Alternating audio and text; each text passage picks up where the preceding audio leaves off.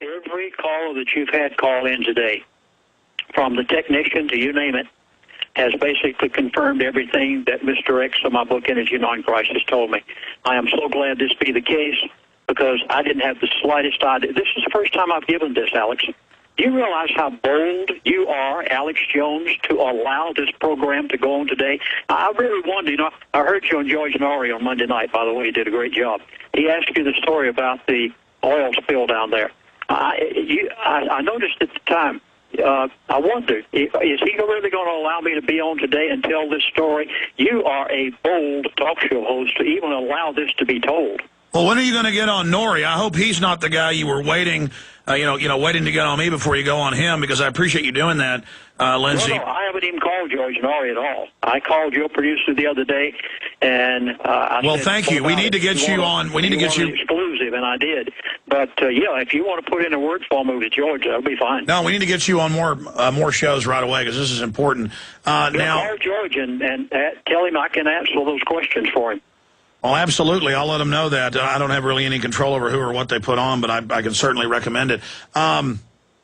Just expanding on that, though, you're saying it was an accident, but they're going to let it continue to flow as a pretext to take over. Is that what you said earlier? Well, they can't stop it.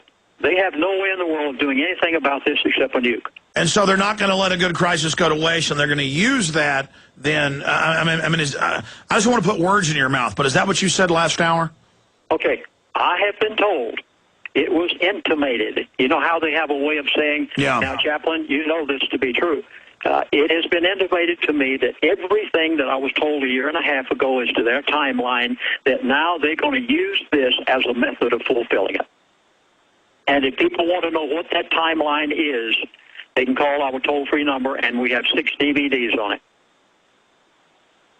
Yeah, that's amazing, because this information dovetails, again, I keep using that word dovetails, but hooks into past info. Mike, anything else from New Orleans? Not really, Alex, other than I have asked my sources that are deep in there to go ahead, and they're going to get back to me shortly with any new information, if they have witnessed any arrest and what for, who's doing the arresting, what charges, those kind of things is what I've asked them to check into. And so there's like strong men stomping around, letting Louisianans know that they're the boss. I mean, because people keep describing them as thugs, even in other newspapers. I mean, so I guess they just walk up with like a wrench and go, "This is our area now, boy. You do what BP says. And don't you get up with it. We're flooding you with oil." I mean, I hate to do the Italian mobster accent, but I mean, what are they doing? They have got the people so intimidated down there that they're afraid to even talk among themselves. Strangers, you just have to, it's like pulling teeth. So whatever they're doing is rough. Well, that's like they have a article today in the Wall Street Journal which talks about the vanity of airline passengers, and it says they don't like the body scanners or being strip searched in public. They're scum, basically. Where everything's backwards. It's like, you don't like being strip searched, now they strip search you? You don't like having DNA taken without a warrant on the side of the highway? You're a vain piece of garbage. Not you have rights, you have dignity. Not you don't want to be humiliated. I mean, it's just everything is like going into flux where they're like converting us over to pure evil at every level. Mike, I appreciate your call. Stay in contact. Well, you got to remember that these communities down there are very, very small, so it's not that hard to go ahead and overtake them. No, I'm not bashing these people. I just somebody needs to stand up for them. And these BP guys, though, they want to intimidate and be the boss because they know they've done wrong and are destroying these communities. And so it's like, you do what we say, get down there. That way they're already dominating them, so the people never get angry and stand up against them.